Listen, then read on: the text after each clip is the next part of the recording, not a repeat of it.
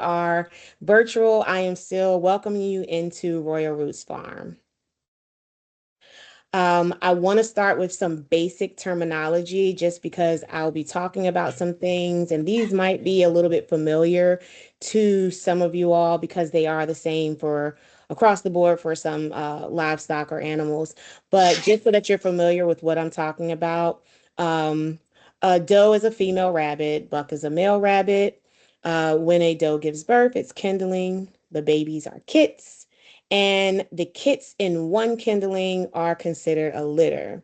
And then a group of rabbits would be a herd, and a fall off is when a buck successfully breeds a doe and he falls off. And it's actually very funny. I'm going to share a video later in the presentation. So, why rabbits? Rabbits are an ideal livestock for small farmers, especially if you are a family who has a homestead and you're trying to produce your own meat. And they require very little space, very simple infrastructure. They reproduce extremely fast and they're easy to manage. They are quiet. They actually don't make very much noise at all, except for during like stressful periods in time, but they're very quiet and they produce multiple products. You can use them for meat, manure, for pelts. Some people do shows. And then you can do a combination of all of those things. So it's not limited to one reason. So you've decided to get started with rabbit farming. What, how do we get started? Well, you first want to pick your purpose. So this presentation is going to be heavily focused on meat production because that is typically the main reason why people raise rabbits. But you could have so many other purposes for raising them. So you first want to find out what is your purpose for raising rabbits.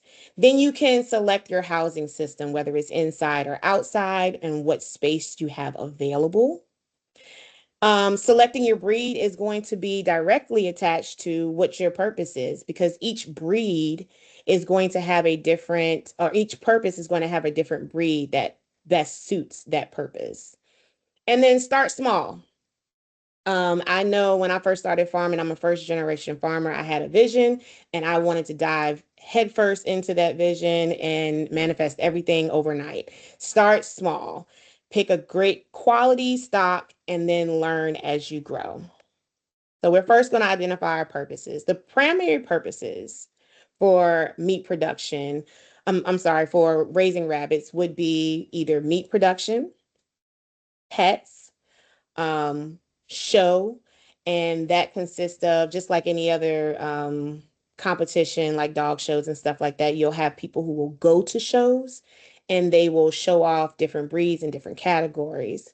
Or you can just breed to sell. It is a profitable industry right now and it's growing. And so if you like to just breed different colors and different breeds of rabbits, then you can sell them and make some decent money. Secondary purposes would be fertilizer or furs. And again, you can combine all of these. You can produce for meat, pets, show, selling, fertilizer, and pelts, and have your hands in all those different avenues. So once you have chosen what your purpose is, you can decide where are they going to live.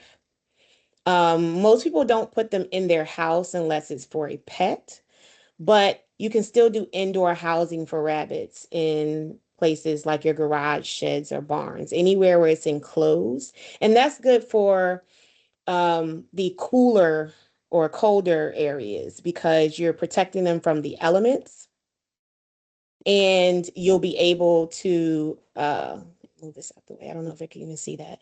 You're protecting them from the elements and protecting them from any of the predators. You can also have an outdoor housing system. And that's good for warmer climates because rabbits do not like being hot. And you can actually have rabbits that will have heat stroke if they're too hot. So being outside in the open air, giving it better ventilation and airflow, but keeping them still protected from the weather by having a covering over it can be an option. So whether you're indoor or outdoor, you would use either a cage system or a colony system. The cage system, you're going to house them individually. The colony system, they're housed all together in a large enclosure. And there's much debate on which one is better. I encourage everyone to do what or pick what best suits you and your lifestyle and your farm. There are pros and cons to each one. Some people like the colony style because they say it's a more natural way of living. And that's very true to a certain extent. But if you have a lot of rabbits, you don't want to house a bunch of rabbits in a colony style because they will fight each other. They are very territorial. So that's if you had a smaller group of rabbits. Cage systems allow you to have more rabbits in a small space, and you can also do things like um, control their breeding, monitor their health. You can quarantine rabbits from other rabbits if they have some type of issues like ear mites or something going on. And you can also collect their fertilizer a whole lot easier. But either way, each system has their advantages and disadvantages.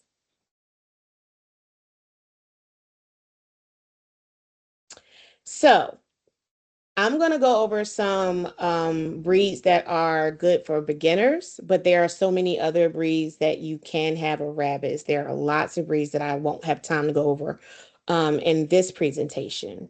But New Zealand's are going to be the most common. New Zealand rabbits, and some of them will come in all white with red eyes. We call those REW, red eye whites.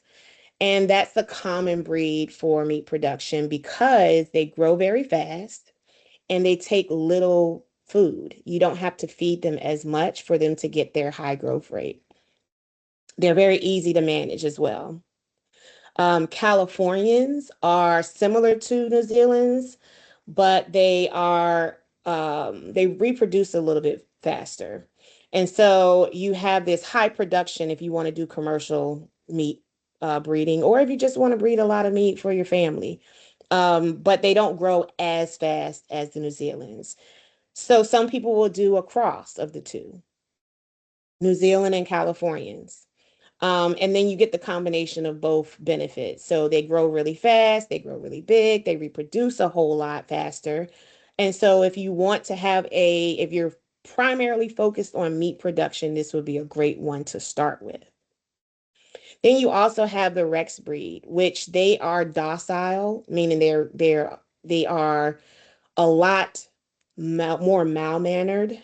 And so some people like that. They also have really, really, really soft fur. So if you're interested in making things out of the pelts, this is a great breed or dual purpose breed for meat and the pelts. They're also more common in the show industry.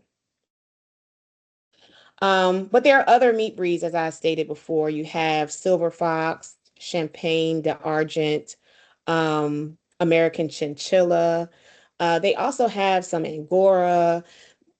Pretty much most rabbits you can breed for meat, especially if they're the larger breeds, but they are a little bit more complicated to take care of for beginner farmers. So we're going to start small. Um, you'll get a breeding stock. The best way to do that, I think, for beginning farmers is a breeding trio. A lot of breeders will offer that where you get two does and one buck, and that's really all you need to get started. They can start breeding at the age of 8 to 9 months, and bucks tend to be able to breed a little bit faster, but sometimes you could try to breed them and then they have failed pregnancies because even though you get a fall off from a buck, he wasn't old enough to actually produce. But typically 8 to 9 months is a good time frame to start breeding. I would, and this is just my opinion, I'm going to impose on everyone. I would suggest getting proven breeders. So, does or bucks that have already produced. That way you have a better chance of getting a successful breeding or a successful pregnancy. Um, And so starting small will help you get accustomed to the breeding schedule, what it's like for them to kindle, and how to take care of the kids. The does will take care of them for the first 5 to 10 weeks. And then you can separate them out. I wouldn't separate them out earlier than 8 weeks, especially if it's cold, but they are very good with taking care of their kids.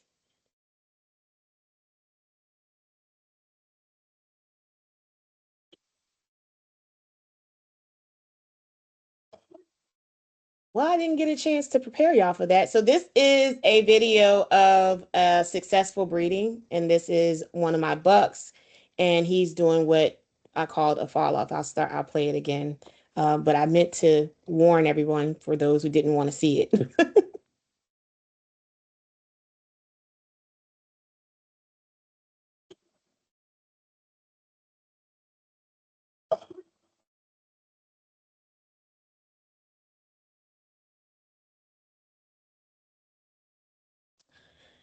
So, understanding the breeding cycle.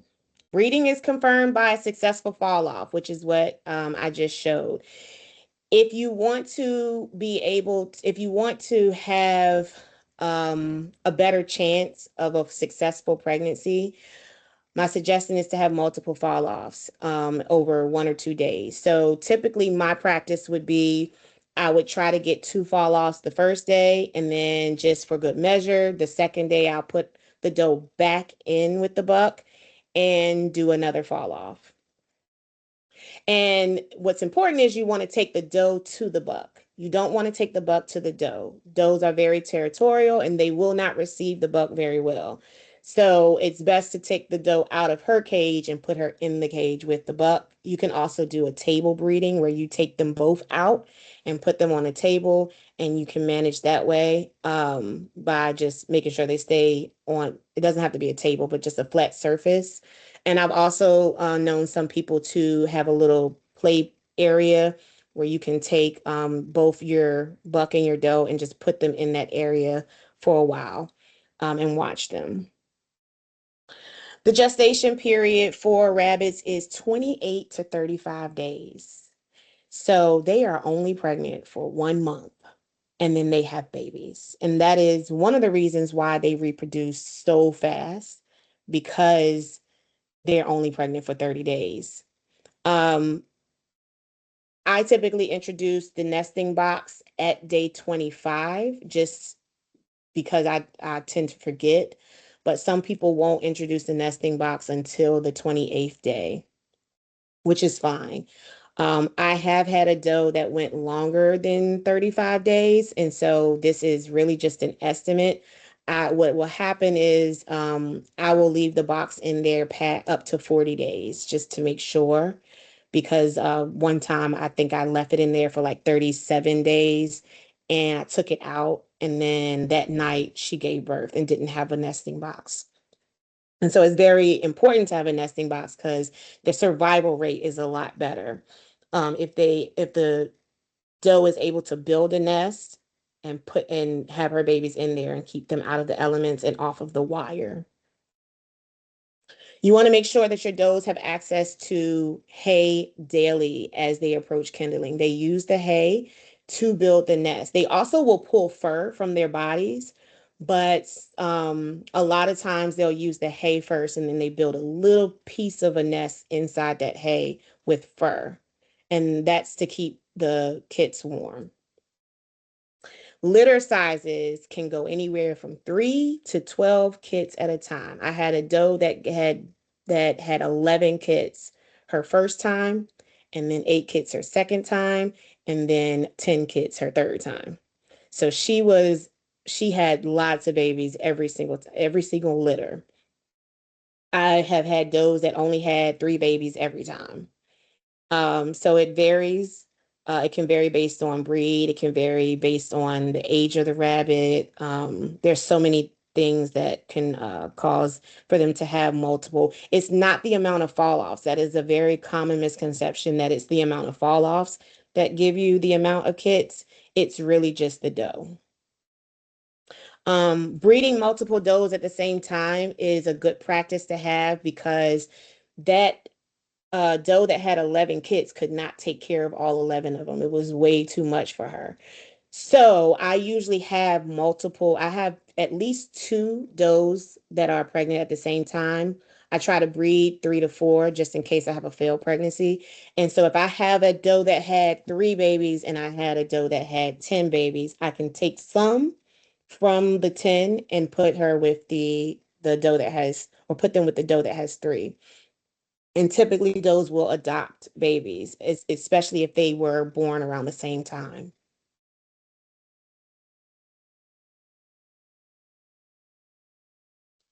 Um, so kit care, we kind of went over this a little bit, but kits are primarily nursed for about 5 weeks.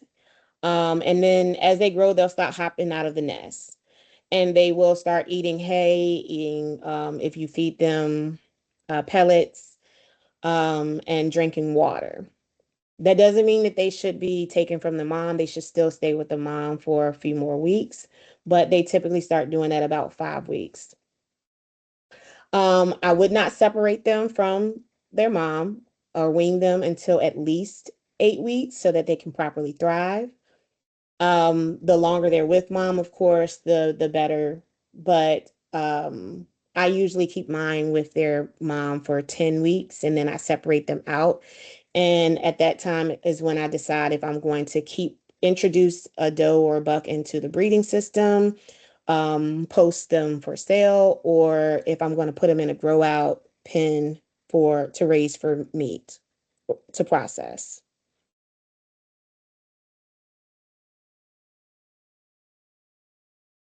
So we've got all the fun stuff out the way. Now we have raised our rabbits. They're having babies. We're getting meat.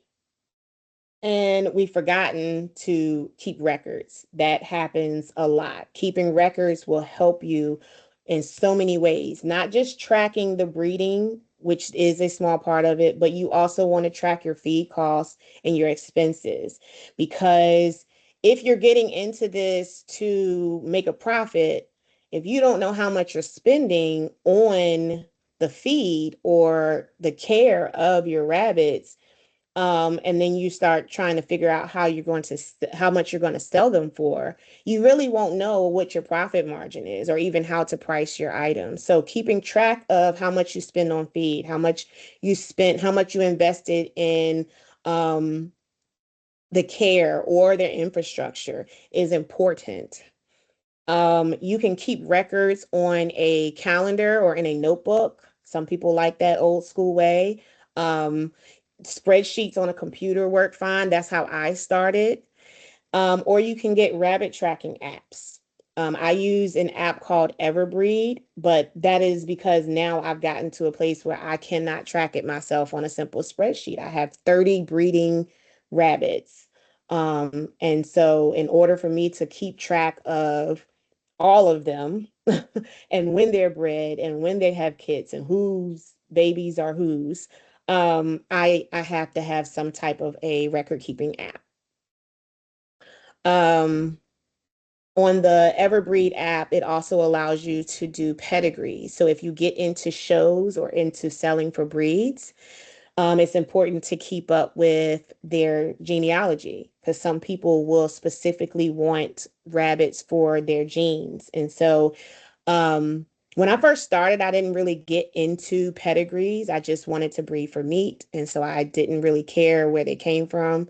But now that I've gotten into selling rabbits and trying to get certain genetics and colors, when I go to a breeder, I ask them, do you have a pedigree?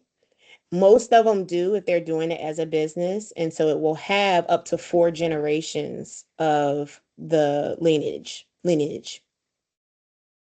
Um, I sometimes will get some that don't have a pedigree. So I personally have decided that I'm going to start their pedigree if I do still want that rabbit on my farm as a first generation. But then going forward, any offspring will have their pedigree attached to them.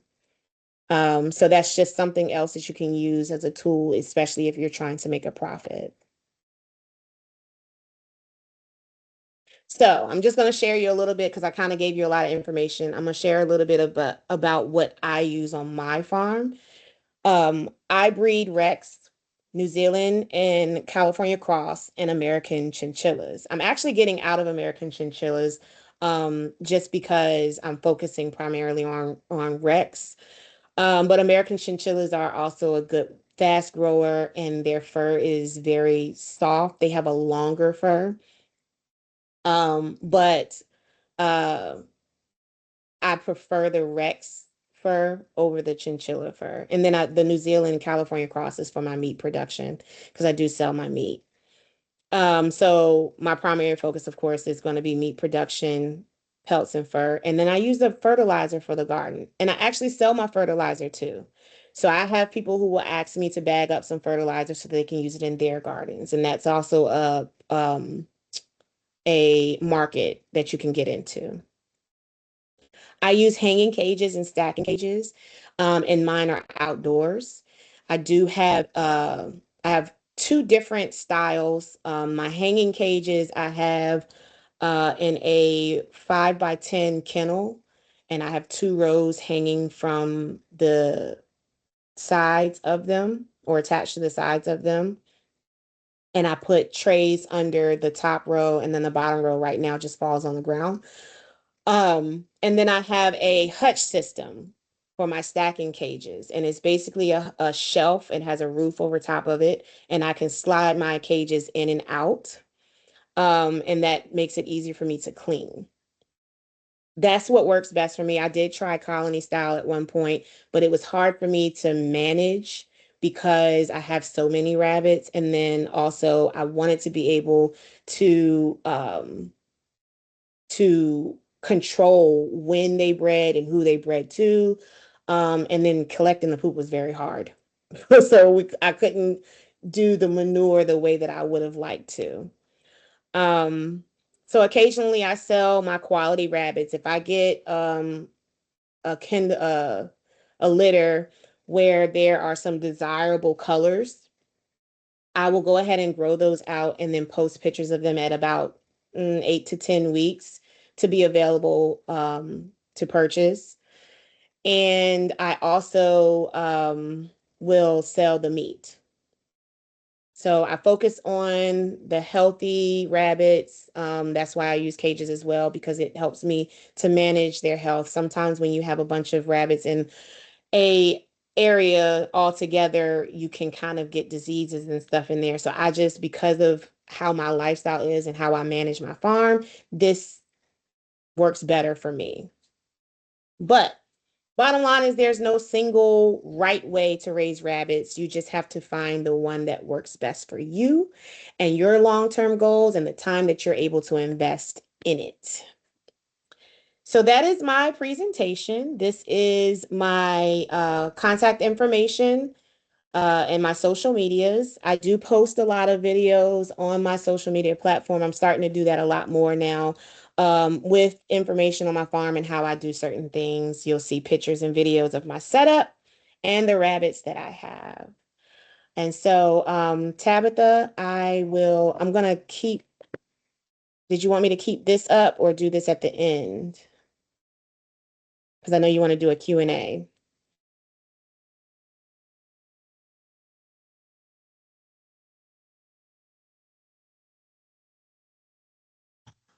All right, can you hear me now? Yes. Okay. Yes, you can keep that up, please, Okay. Whitney. All right. And that was an excellent presentation, first and foremost. It was very thorough. Now you have some questions in the chat, and I'm going to wait for you to bring that share back up. Okay. Mm, All right. So you guys, we have some questions in the chat that I actually would like to address before I go over frequently asked questions. All right. And I don't know, I'm not seeing the that last Qualtrics survey. Whitney, I don't know. It was up there for a moment, now it's gone. it's not letting me share that again. Hold on. For some reason, it won't let me share again. Are you seeing my screen? I don't. I see you. Okay, And let me everyone see. else, I don't see a screen at all. All right, let me see if I can bring it back up. For some reason, it wasn't letting me share that particular. It was letting me share everything but that screen. All Okay. right, go back here, and then there we go. Can you see it now? I can see it now. I Okay. hope everyone else can see it. If you can see it, if you can give a thumbs up or some type of signal, because I can see it fine. And what I would love for you to do, thank you so much, to scan that QR code. There's a survey, and the survey is where you'll give your feedback. And we're going to keep that up there for a moment and give you all the opportunity to go through the survey. It also has my contact information. At the very bottom, you'll have my email address and telephone number. And then at the very bottom on the right-hand side, the third dot, we have two websites. One is the Resource Center for Small Farm Outreach Program. The Resource Center provides information and resources to you as producers, beginning farmers, and agri-professionals in general, and those who are interested, as well as the events page. And the QR code here to your left-hand side is pertaining directly to this workshop. So if you could please give your input.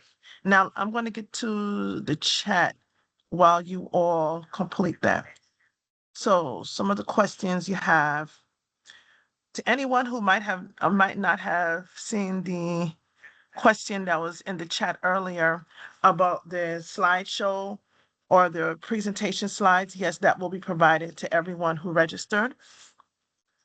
There will also be a recording that Marcom has so kindly assisted us with that will be made available as well. And it has to go through an editing process. Once that's complete, that will be made available to you all. Now, is there such a thing as adding the nesting box prematurely, Ms. Thomas? So, yes, I do know some people who will leave the nesting box in the cages, and I mean it's fine, but the rabbits, if they're not getting ready to kindle, they will start to use that nesting box as a litter box. So my recommendation is to not do it. But it's not going to cause any harm. You just have to clean it out, especially if they're about to kindle. Okay. And what do you think will be the earliest that you can introduce it?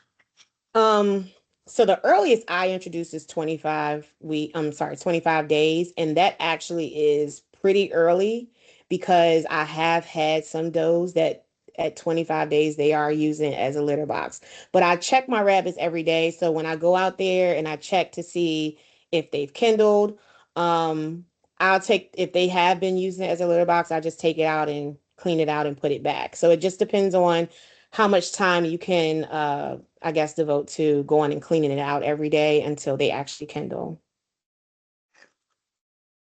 All right. Thank you, Dwayne from Red Cabbage Farms for that. Now, also another question, is there any protocol in handling the little ones? Will the mother reject them if we handle them too early? So no, I know that because people are thinking about in the wild, if you go and you mess with a rabbit's nest and they're going to not come back to their kits, and that's possible in that setting. But if you are managing your does daily, like me and my kids managed and handled them every day. We go and we feed them every day. They see us, they know our smells, and they're used to us. It's not going to deter them from taking care of their kids. um you of course don't want to disturb the kids too much in general, but it's not going to make them reject. Now those will reject their kids for other reasons, if they are injured, or if the does are just not great moms. I've had some does that are not great moms, and I give them a couple of chances, and then if they continue to not be great moms, they go to freezer camp. But if sometimes if it's a first time mom, she might reject them, but it has nothing to do with you touching them. This is more of just them learning how some of them come knowing how to take care of their kids, and some of them they have to kind of get used to it. Thank you so much. Okay, next question. What challenges have you faced? Ooh. Well, like I said, when I first started, I went like 1,000 speed ahead. And so my biggest challenge was I didn't have the proper infrastructure in the beginning to manage the amount of rabbits that I was acquiring.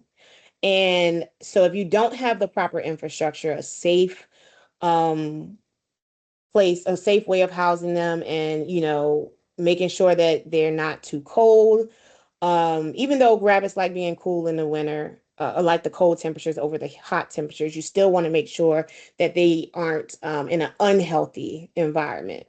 So my biggest obstacle was infrastructure to begin with. But going forward, now that I've kind of gotten all of that foundation there, sometimes I'll have rabbits that just don't want to breed. And I have a schedule because I'm trying to maintain a specific schedule for production or even classes when I do my processing classes. And if they don't want to lift up or breed, then they won't. And that has been challenging for me because I like to control things. And see, I love your honesty in that, because each one of our personalities are different. And that makes me think about a question, a comment that you made earlier. I took some notes on it. Hold on. It was just real quick.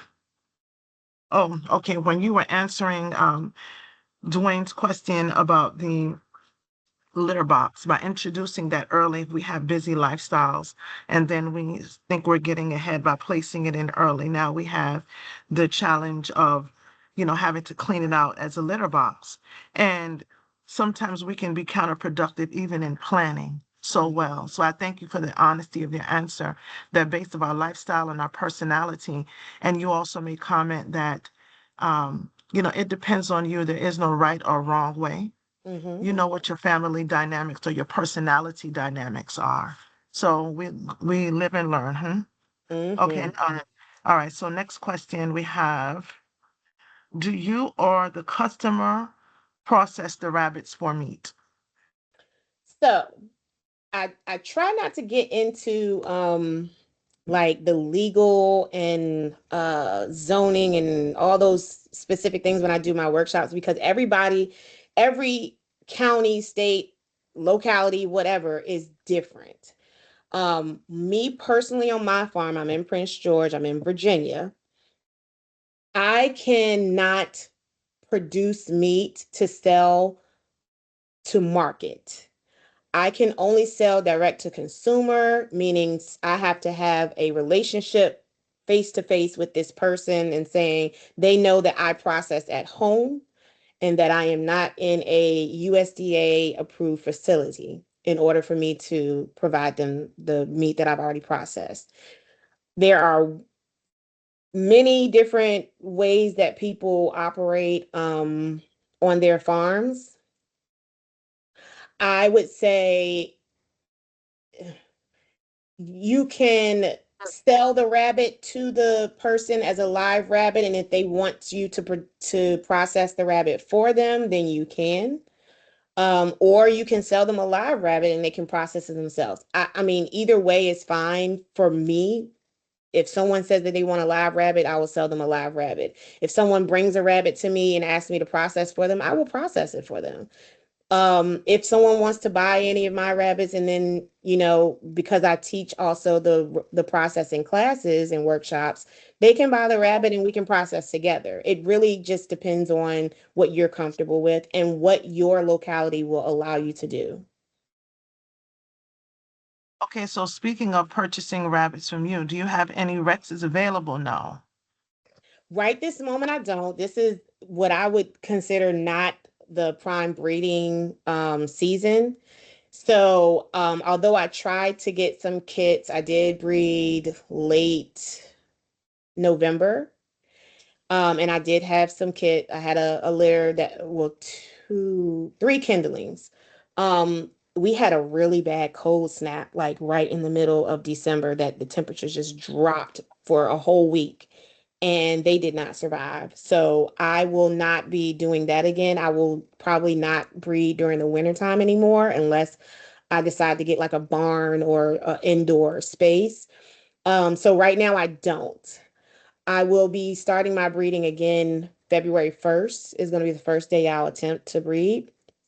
And if they are receptive, then I will have some available 2 to 3 months after that. Okay. So we're looking at late March/April. Hmm. Yep. Okay. All right. So everyone, keep that in mind. And thank you for your question, Sheila, as well. And Kimberly J. Thank you all for your questions. So February 1st, Whitney will be breeding. And then so if you all are interested, you have her contact information from the slide. Check back with her.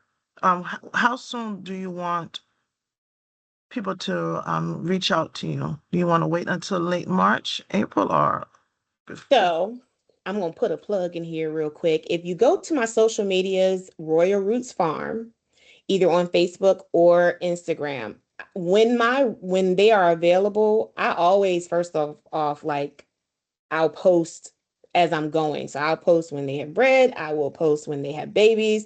But I will definitely be posting what's available out of the litters.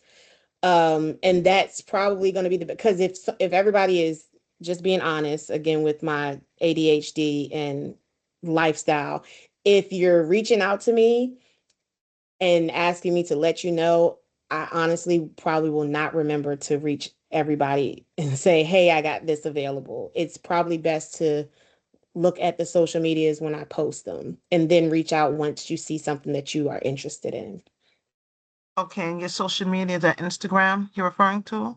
Instagram and Facebook, I cross post on both of those. Royal Roots Farm. Typing that in the chat. Okay.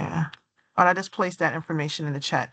Okay, let's see. I'm trying to go in order. Okay, what are the health protocols? And I'm not sure, Kimberly, exactly which health protocols you're referring to. If you want to be more specific, you can unmute yourself and clarify.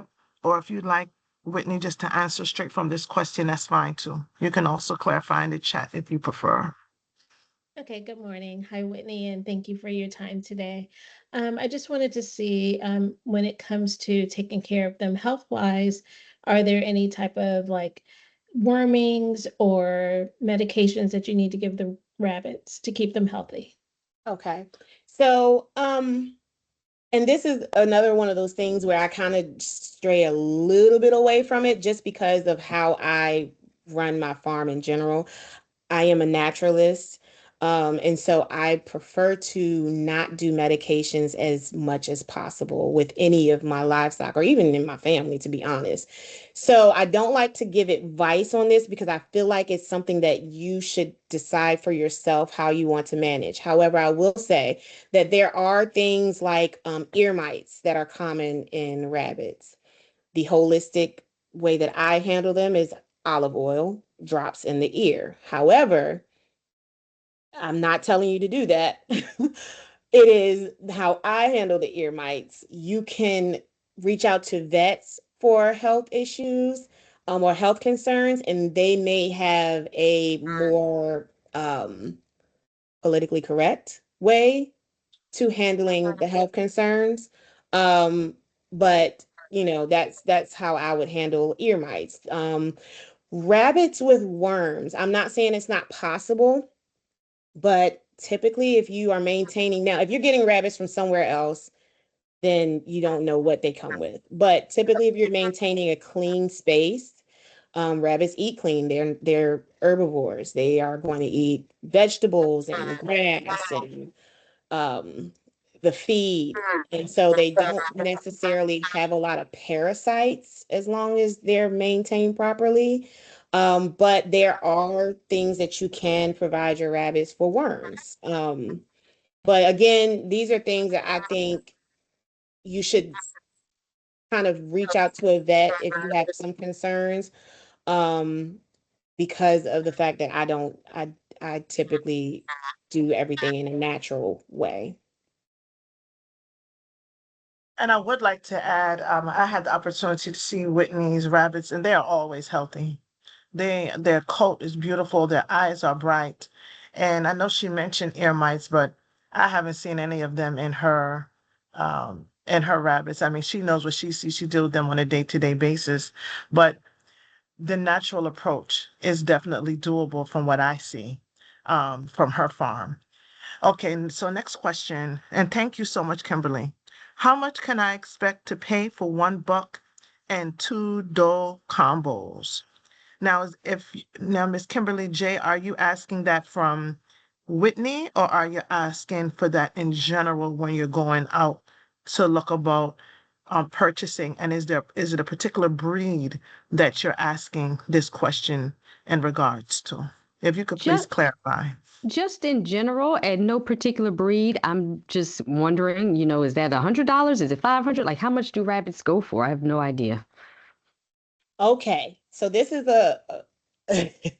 when I got started, I got so excited. Anytime I saw people posting rabbits, I was like, "Oh, I want a rabbit." And so I, found rabbits for like $20 a piece. I mean, there are people out here that are just trying to get rid of rabbits, and that's absolutely fine. If you are looking for quality though, um, you know, you can find a trio for, I'll say, 75 to $100. When I do my workshops, because you are coming to my workshop, I do my trios for $75.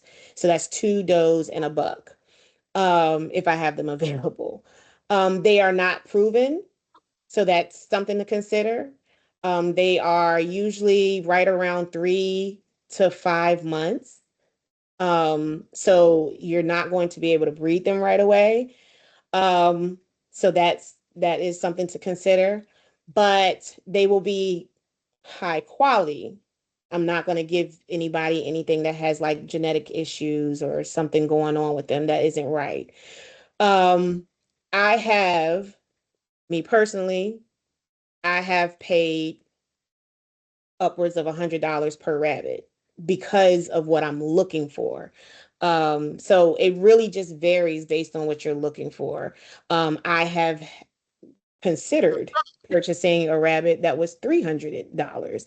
But again, that was because of that particular niche. This was a Rex rabbit with blue eyes and very pretty colors. And, as a breeder, I would like to introduce those genetics into my herd. However, that is not something I would suggest a beginner farmer invest. I would stick to right around 50 to $60 if you're just trying to breed for meat and you don't have any type of like special need for pedigrees or anything like that. And if you want to take a step up, maybe $100 per rabbit.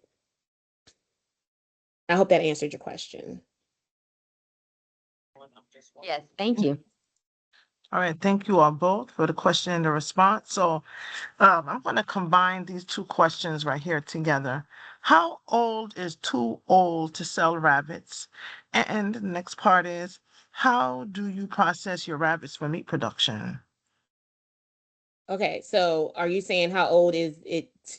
How old is too old for like the rabbits to breed or for Well, you to sell the meat? Well, just to sell it, like if I want to sell it to someone, like animals, like a dog, you don't want a 20-year-old dog. So how old, you know?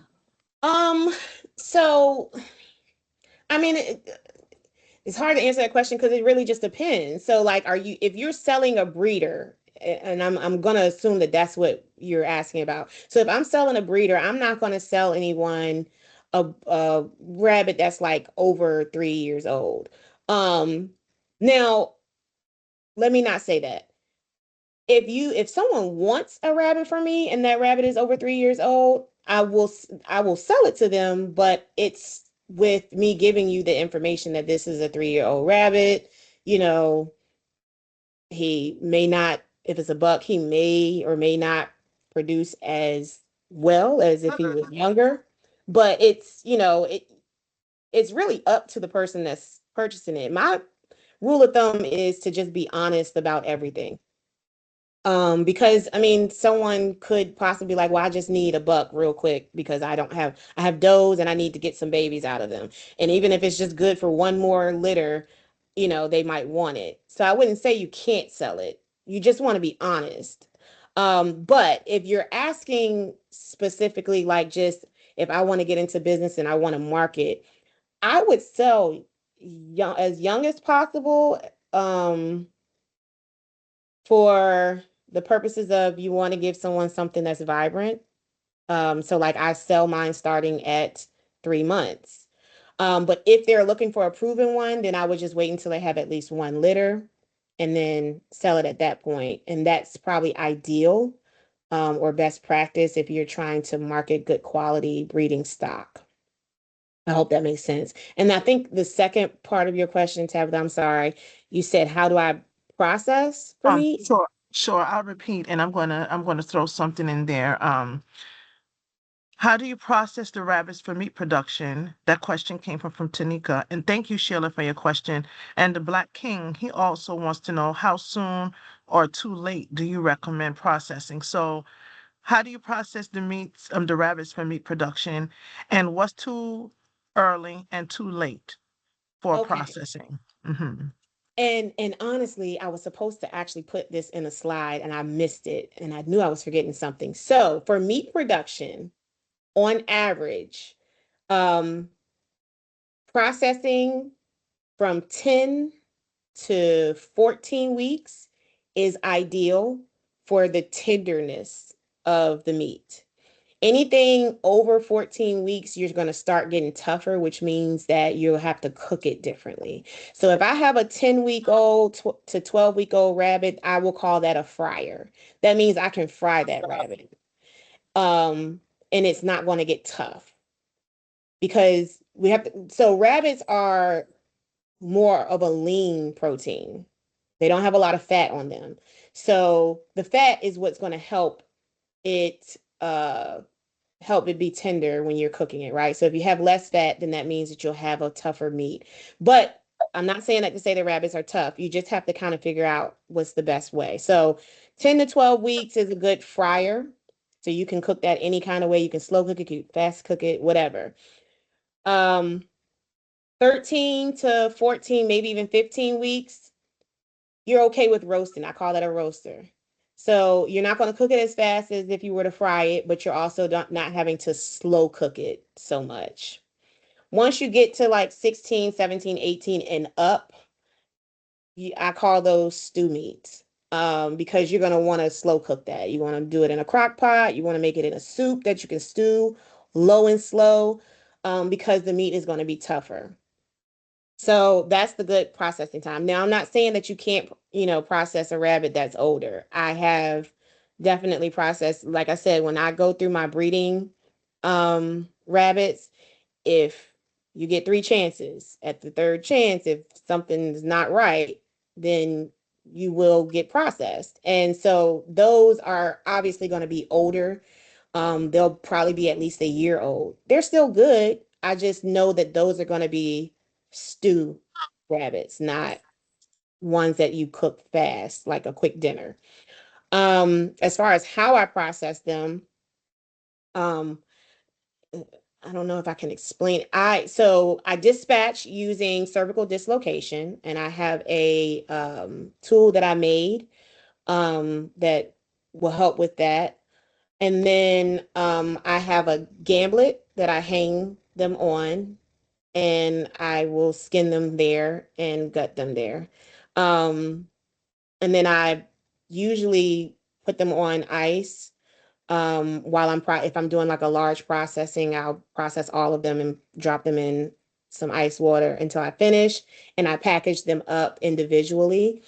I don't typically part them out for to sell. I usually package them up whole if I'm going to sell them. But then, personal preference at home, if I have time, I'll part them out to prepare for meat or meals um, at home. So that's a very general, like fast way of going through it. But I do a workshop where I show the actual processing that can go in more depth.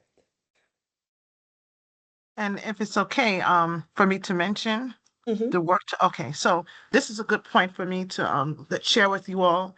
A heads up, Whitney will be having a hands-on rabbit processing workshop later this spring.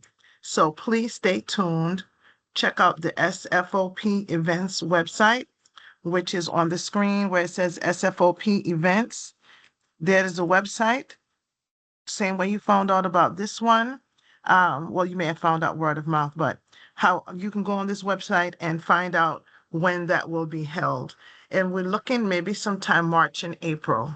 But we're going to, what I can do, everyone who's attended this workshop, once we confirm a date, we will send that information to you directly, just as a gift to you all for convenience, or you're also welcome to go to the events page website. Now, if you need a rabbit, the first 20, well, it's 20, is limited seating, 20 for this first workshop. There will be rabbits available, um, and there may even be some trios. Was it trios available? Yes. Whitney, you had said, okay. And they will be available at cost, or you're welcome to bring your own rabbit to process that day of the event. Okay. So just stay tuned on that. All right. Next question we have here. Let me scroll down. Um, are there any other resources for processing? Like, will butchers buy them from breeders? So, Thank you, A Blast. so that's one of those things where it depends on your area. Um, my goal eventually is to get a processing space, whether I rent a kitchen or build something on site that I can get certified by VDAC, which would allow me to process and sell to markets, whether it's the grocery store or any form of marketing, right? Um, if you want to be able to sell your meat and you don't have an area to process that is certified, I don't know personally of any processors that do specifically rabbits, but like I know that there's processors that will do other livestock. And so it's possible you can reach out to them and see if they'll do rabbits. I know that there's processors that do chickens, and so they possibly can do rabbits as well. But I am not familiar with them because I process my own on farm. Um, I can imagine that if you do find one that does process rabbits, you would be able to then, sell. Um, I don't know, because I don't know of any butchers in this area, to be honest. Like the butcher shops that I would love to find a shop that's like just a butcher shop. Um, I can imagine that if there was one in your area, you could just ask if they will buy rabbits from you. I don't know if they'll buy them live or if they require for you to dispatch them yourself. I'm not sure. But I know in this area, I don't know of any. Sorry for the long answer. I was trying to think it through while I was answering it. Okay. Let's see. Next question. And thank you for your question. Let's see. All right. I would like to add, and I can reach out to them. There is a meat processing facility in Nottoway County. I believe it is called Five Pillars. I am unsure if they actually process rabbits there. They may, I cannot recall if under halal law, rabbits are permitted. I don't know if they consider them conies. I'll have to find out. But Five Pillars, you all can reach out to them as well. They're in Nottoway County. And maybe if you have a large number of rabbits that need to be processed, they may do. Um, but yeah, that's a resource out in Nottoway County, Five Pillars. Okay, next question. And if I learn of more, I'll send you some information to you, Whitney, and to the group from time to time as I run across such information. All right, what are the main predators of rabbits? Rabbits farmed. Well, so it's probably going to be about the same as if you had like a poultry farm, like chickens. So, and it also depends on your area. So here I deal with possums a lot, and people always are like, do they really actually come after your animals? And yes, they do. They have taken out whole flocks of my chickens at one point when I had a large chicken flock. But possums, foxes, dogs, anything that can work their way into your cages, or whatever setups you have, they will. If you have an open, I don't know too many people who have like open colonies, like with no cover, but if you do have an open colony, the hawks will come and get them. So any prey animal that is looking for food is going to be a predator to your rabbits. So that's why it's very important to have proper infrastructure. So my cages, even though I have a rabbit hutch, it is actually surrounded by fencing to help with that issue as well. Okay, thank you. Now, is it true that rabbit tastes like chicken? And Yes. Blas asked that with a laugh. So yes. Yes, Yes. it tastes like chicken. I literally, so my husband is Jamaican. And so, he is accustomed to making like curry chicken and brown stew chicken and jerk chicken. And so I have actually done all of those with rabbit, and you cannot tell the difference. All right. So next question. Let's see. What is the greatest value added product? I heard some folks that have cats and dogs look for rabbit meat because the pets may have certain diets. Mm. So, that is a niche that I did not even consider myself. I mean, I have not done it personally, because just time, but I have heard of people saving rabbit ears and rabbit feet and dehydrating them in their like treats for dogs. And so I think that is a great market to tap into if that's something that you want to do, as a value added service. But there are so many value added services. So of course you have the furs, you also have the manure, but you could probably do dog food and cat food. Is my only thing would be profit margin, because you would need quite a bit of rabbits to sustain a diet for a dog.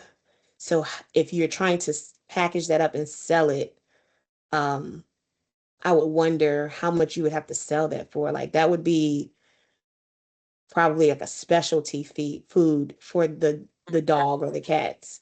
And you would probably want to mark that up as much as possible, just because of the amount of rabbits you would have to go through to provide the feed. I'm thinking. And then I've even heard of some people using the ears and the feet as like a type of rawhide or chew Mm-hmm. product for the animals as well. Okay, so let's see. I I'm gonna get back up to some more of these questions here. Sheila commented. She said she didn't have any idea there was such thing as selling and processing your own rabbits. So she's happy to be in VA for that reason. And Blas asks, how many years do you breed a doe? For life, or do you retire her from breeding after a certain amount of time? So that's one of those things where, I mean, it's a personal preference thing. Me personally, so there's a level of respect that I give to my animals on my farm, and that's how I raise my kids as well. Even though we are, they are livestock for us, they're not pets. We still give them a certain level of respect. So if I would not, me personally, would not breed my does more than well, first off, I don't breed them more than 3 to 4 times a year. So if that doe has had 2 to 3 kindlings, then she's gonna get a break. I really don't think I've ever done 4 times, to be honest. And that was even when I had a small breeding stock. But outside of that, I don't go past 2 to 3 years either. It really depends on the doe. And then I retire them. The bucks, a little bit longer. I would say typically for life. I mean, they're not having to carry, they're just having all the fun. So they can breed as long as they want to breed. And then I will retire them if I start to see a shift in behavior, they've gotten too aggressive or something. I did have one buck. I have one buck right now, and mm, I think he's going to retire because he's gotten very aggressive, but he's only like 2.5 years old. So it really depends on um the rabbit, but also I just try not to overwork my does because the does are the ones that have to care for, they have to carry, they have to care for.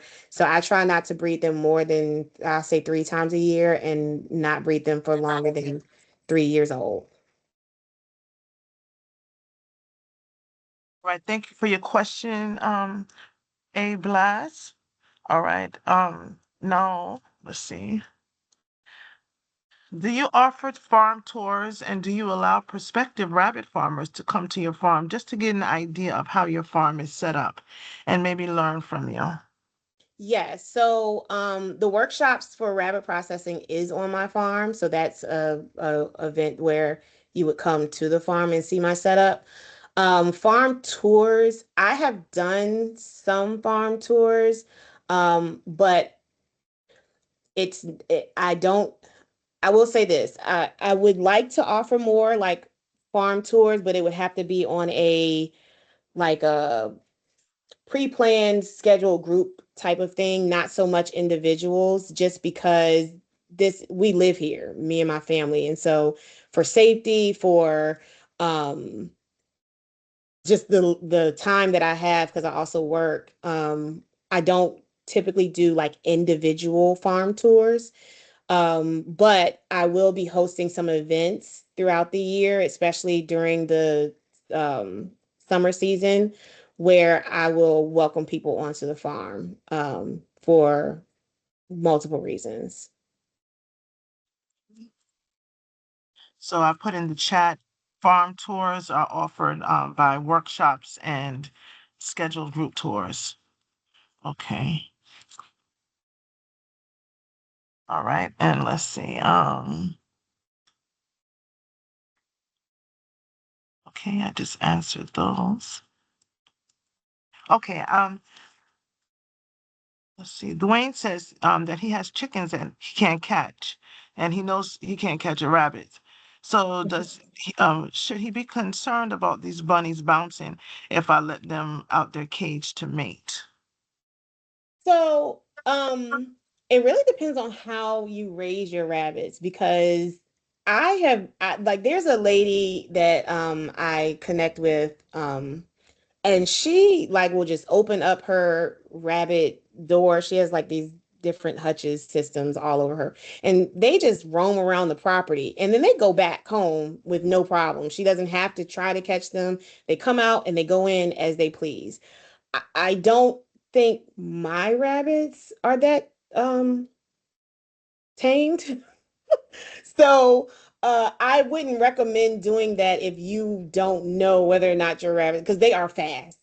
And so I wouldn't recommend just letting them go free until you know that they will just willingly come back because it is going to be very hard to catch them, which is another reason why I don't do colony style because I just don't have the energy to chase rabbits around. However, even with my cages, they have gotten out.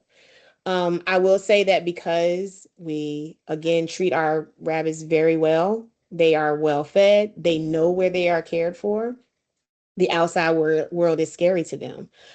Just what yesterday, I had two um, of my junior rabbits. They're very young rabbits. My kids left the cage open and the gate to the fenced in area was open.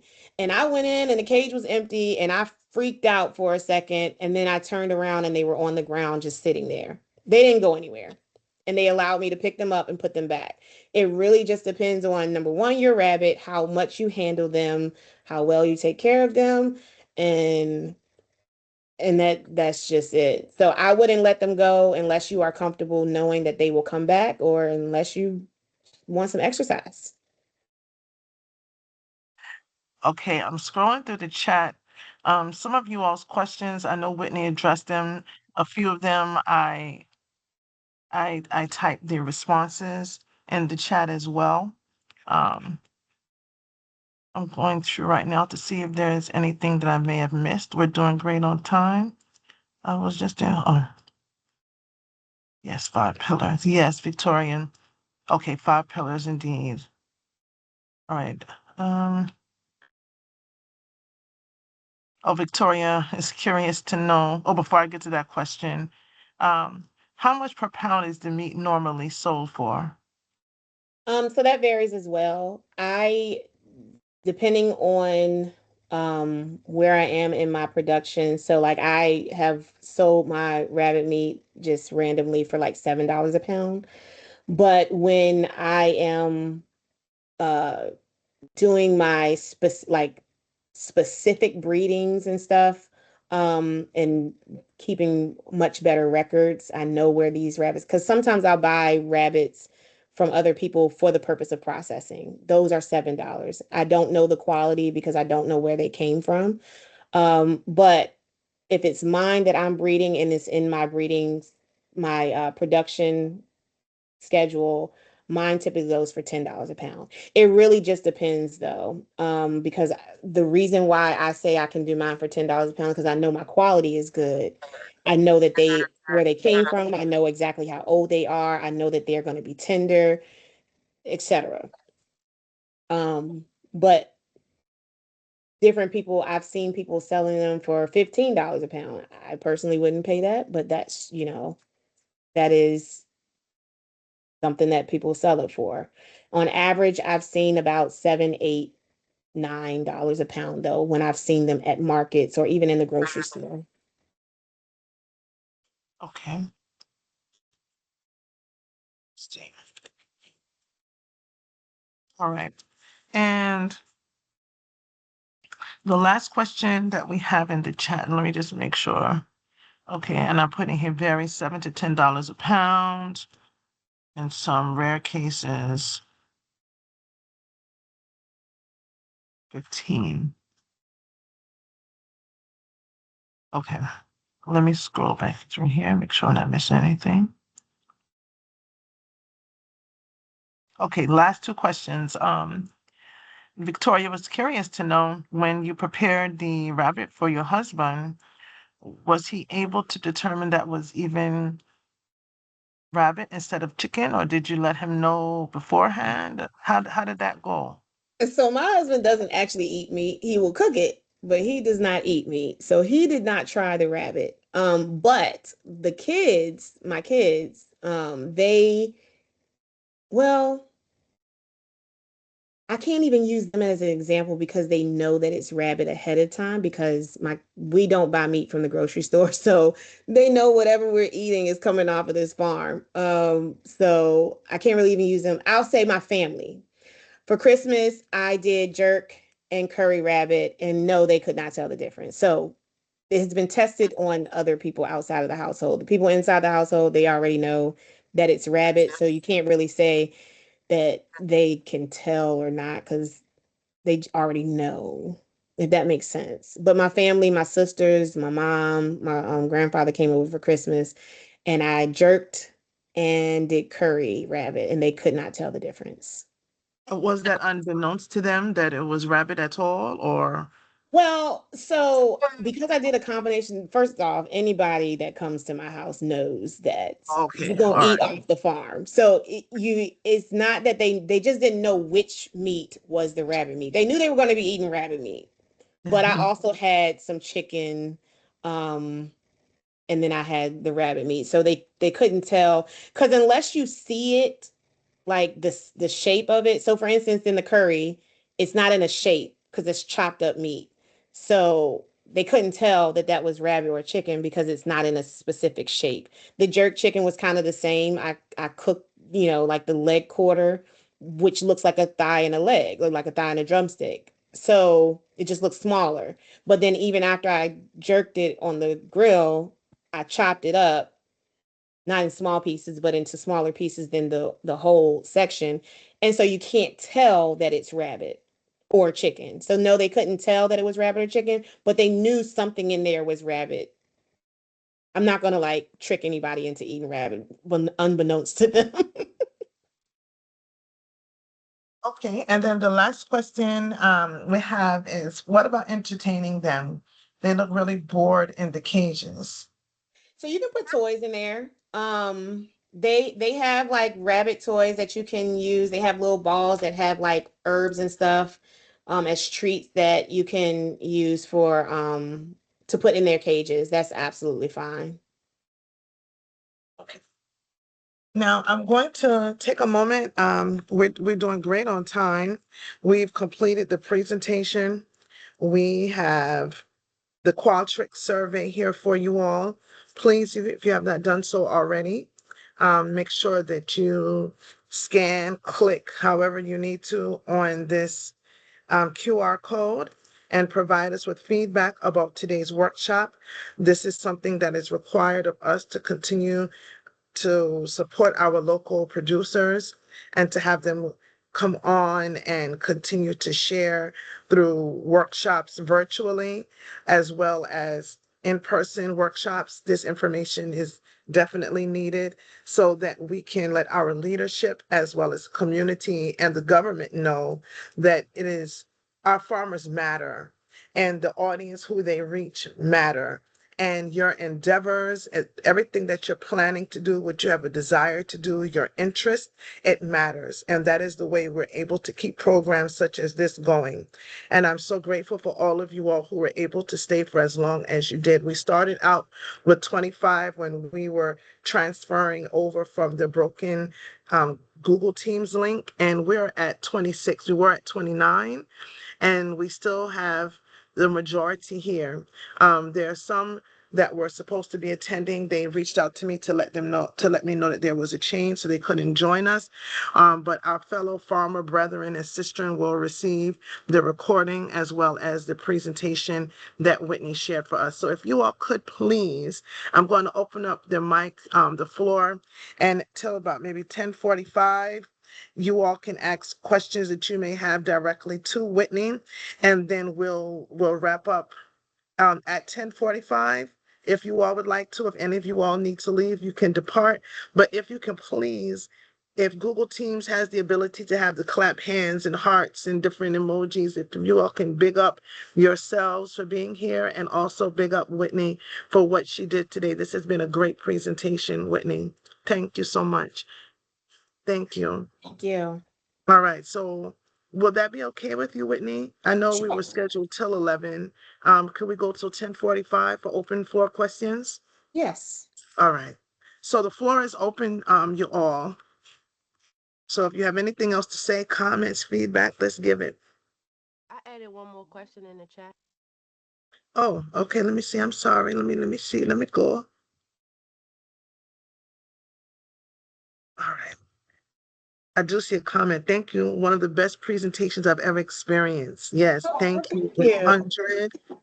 Um, I'm using my phone and can't click or just not doing. Okay, let me scroll up. All right, I see some questions here. All right. Victoria Schwartz wants to know what makes a doe want to eat her kids right after birth. Is there a way to stop this, or does this doe just need to go to freezer camp? My rabbits have free choice. Hold on, something happened. It shifted. Hold on. My rabbits have free choice, hay, pellet food, and fresh water daily. And then so you can answer that. And then Blast wants to know, how do you house the bucks? Are they in a separate area from does due to spring or something? Or do they all live together just in separate cages? Okay, so first question was the doe eating the offspring. So usually, and this is just in my experience, I've only had this happen a couple of times. It was if I didn't have a cage or a nesting box. I've had those where I didn't even know they were pregnant. Like before I started keeping really good records, I might have put one doe with the buck and then mistakenly thought it was a different doe. And so if they don't have a nesting box and they give birth on the wire, um I've seen them eat the babies, but it wasn't because it was because the babies didn't survive. And so it's a inherited trait for rabbits because um they are in the wild. They are constantly like trying to get away from predators, and they don't want to leave anything behind that can lead the predators to them or their surviving babies. So they'll eat them. That is why they're doing it. So that has happened if the babies didn't survive, whether it's because they were birthed on the wire. I haven't had any do it that were like didn't survive but within the nesting box. I don't know why, but I just haven't. It's usually when they're on the wire. Um, and the other reason is because they're just bad moms. There are some rabbit does that are just bad moms, and yes, they need to go to freezer camp. That's why I give them chances to see if they're going to take care of their kids, not just eating them, but then also just not feeding them, like just not taking care of them, stepping on them, being really aggressive to them. They go to freezer camp because you don't want to even breed those into your that genetic that's an inherited thing. You don't want to breed that into your program. The second question, I'm sorry. What was the second question, Tabitha? Yes, the second question, let me scroll back. Do you house the bucks in a separate area from the does due to something, or do they all live together just in separate cages? They're just in separate cages. In fact, I'm going to be moving coming this breeding season. I'm going to be moving a lot of my cages around, or moving the rabbits around. I don't necessarily need to move the cages, but my bucks are typically right in the middle of my does for a number of reasons. They don't. I mean, I've never seen them spray each other. I don't even know if that's something that they will do. But they being able to like if a doe isn't super receptive to a buck, I've learned that if you keep them beside each other, they get familiar with each other. So then when you introduce the doe to the buck, they'll receive them a little bit better. So I like to have whatever buck I'm going to breed to specific does. I try to put them right in the middle of those two does if I have the space for it. But I don't it's not necessary. That's just kind of how I do things. It also makes it easier for me to move the doe into the buck's cage and back into her cage without having to walk across, the area. But they don't have to be housed separately. No, it's really a preference thing. If you want to have them just for uh organizational purposes, that's fine. And what are your tips for sexing them quickly and accurately? I try not to sex. Okay, so I will handle the kits because I want to check them to make sure that they're alive and count them and stuff like that, make sure that their bellies are full. But I try not to handle the kits until they get to at least the stage where they are hopping out of the nesting box on their own. So they're fully furred, their eyes are open. That's usually when I might try to sex them, but it is very hard to sex them that young because I have missexed quite a few times, because the area looks very similar on some of them. I usually don't sex mine until they're at least 8 weeks, as far as like to be sure. Or sometimes I don't even sex them until I'm ready to separate them. So like 10 weeks or so. Um, and that's because that's when I'm going to decide whether or not 10 to 12 weeks is when I'm going to decide whether or not I'm going to breed them, or if I'm just going to raise them out for meat. And if I'm just raising them out for meat, it doesn't matter what their sex is. Okay. Let's see, we have another question. We have several thank yous, and thank yous. Much appreciation to you all too. Do you go to the Prince George Farmers Market? I visit the Prince George Farmers Market, but I haven't sold at the Prince George Farmers Market in probably about 3 years. I used to. Okay.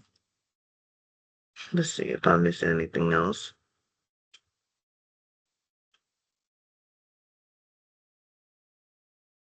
Sheila says she'll be in contact soon. Her grandson wants rabbits, and you made me want to start this rabbit farm.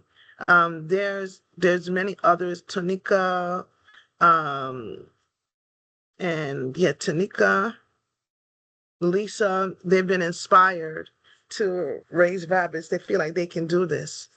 So Hmm. thank you for being an inspiration, Whitney. Do you mind if I go back one slide real quick just to put Sure. my information on, so that just in case someone wants to have my contact information? That is my farm Yes. cell number. My farm hours when I would normally be able to respond is going to be Monday and Tuesday. I will try to respond other days as well, but I typically don't have this phone like right next to me, except for on Mondays and Tuesdays. So you can text this number or you can call and leave a voicemail. But that is the farm number. Okay. And can you just leave that there also? Hmm. Yeah. Thank you so much. So we're getting some more response. Thank you. You're welcome. Blas says great information. Dwayne says thanks. Congrats on the next level of your farm business. Excuse me. The Black King gives it a big thumbs up. Let's see. Let's see. I'm going through again. Thank you. Thank you. Thank you. So make sure I let you know all the thank yous that's coming through. Pretty board, we addressed that. Sheila has said that the hunters here use rabbits to train their dogs and feed them. Yes, that is also a market I have not tapped into. Because like, so the club that I hunt with have they also do rabbits as well, and they have asked me for them. So if you want to get into that, there is a specific rabbit breed, I think it's called the Tennessee Redback in this area, that you can breed, and that is the best one for breeding for hunting for people who want to train their hunting dogs, because they're more closely like the wild rabbits as far as how they, how they grow. Um, the only reason I didn't get into that, I thought about it, but for me and just how my farm operates, the hunters only need them for a certain period of time. So if you don't have a lot of hunters that's asking for them, um, the profit margin for me wasn't the greatest. And I usually don't give because they don't want to pay a whole lot. They want to pay like $20. So I'm not going to my high quality rabbits, I'm not gonna sell to them for $20 so that their puppies can get trained on them. But the Tennessee Redbacks are a good one that you can breed, and they're easy to breed, and the cost isn't as much. And if you have hunters that want them, that could be a market for you. They're probably just only going to want them for like a season though. So find out what season that is. And then that's where you would focus your breeding. So this is another value added. Mm-hmm. Okay. And I'm writing this in the chat. Find out. To this.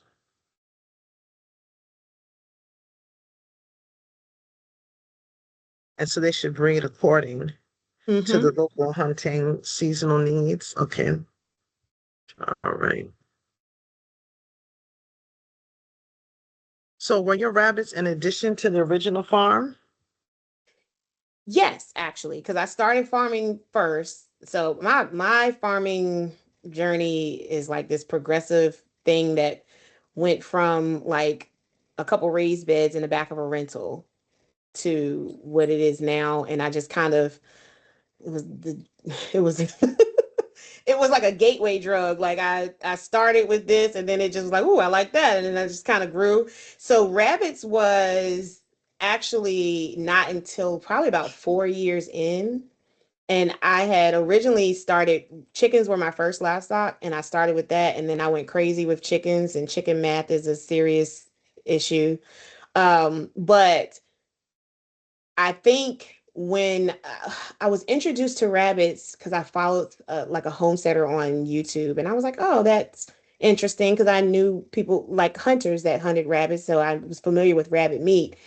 And when I got into it, it was just kind of like, oh, I'm just going to add this to my farm. But then I fell in love with it. And it is so much easier than raising chickens. So I actually thinned my entire chicken breeding process because I had a whole program going. I had multiple like coops and I was breeding for egg colors and stuff.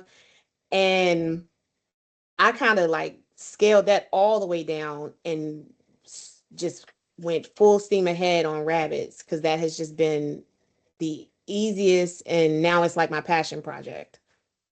But it was not the original thing, the original vision. No. So if you're on your farming journey, then don't be frustrated at all if you find yourself on a meandering path because you're actually going to your place of destiny, right? Hmm.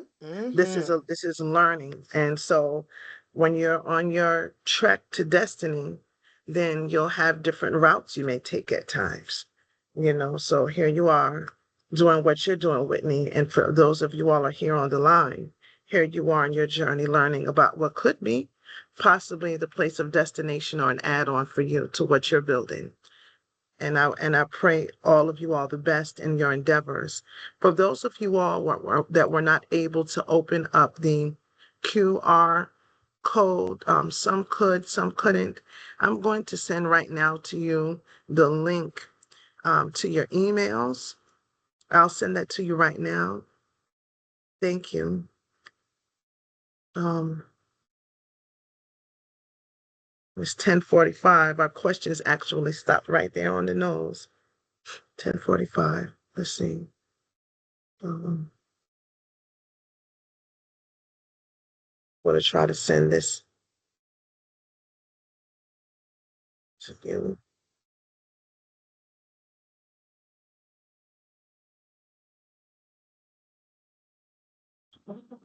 Shoot.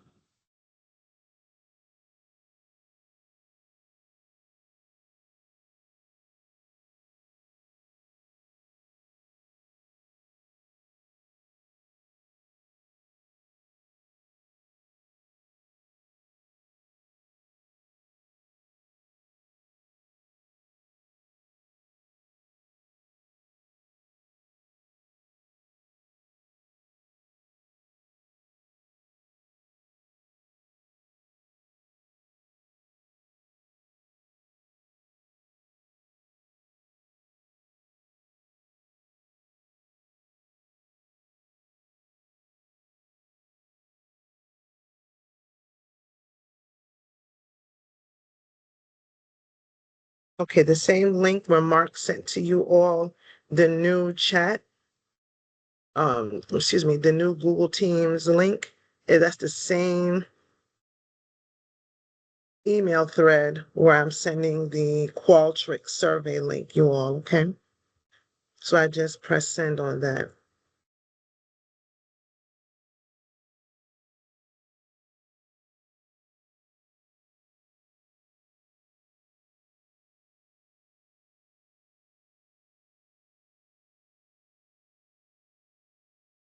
Let's see if I can send that here as well.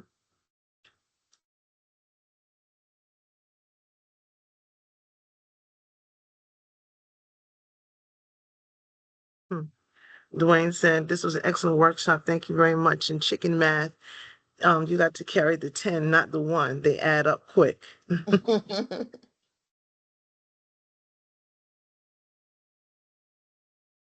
All right, I might be able to now put the Qualtrics link in this chat also. And then I'll just leave that here for those who are left that can try and navigate it this way.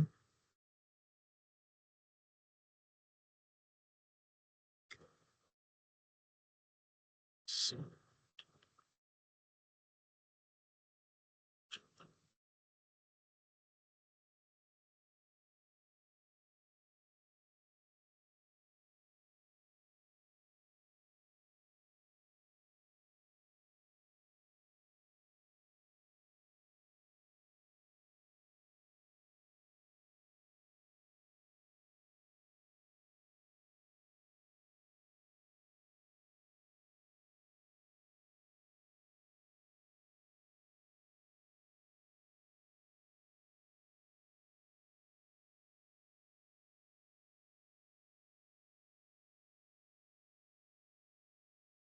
hmm.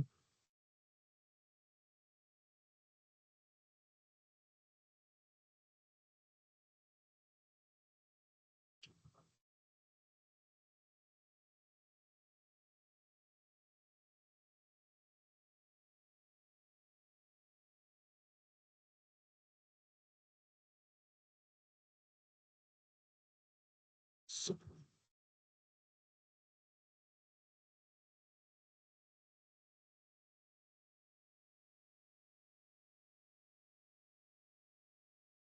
like,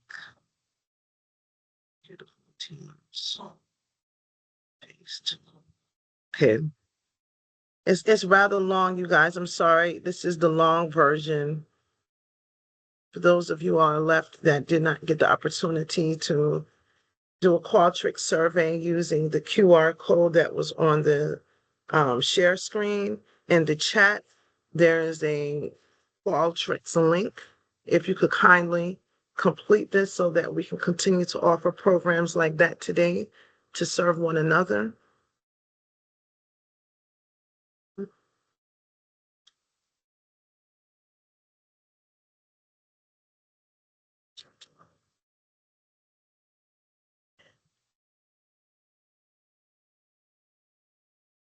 If anyone needs to leave, it's definitely understandable. We have completed the presentation portion and the Q&A. We thank you all for your time today. The Qualtrics links is right here in the chat. Please kindly complete that if you didn't have the opportunity to do so. And we'll keep it up until the scheduled time to conclude at 11.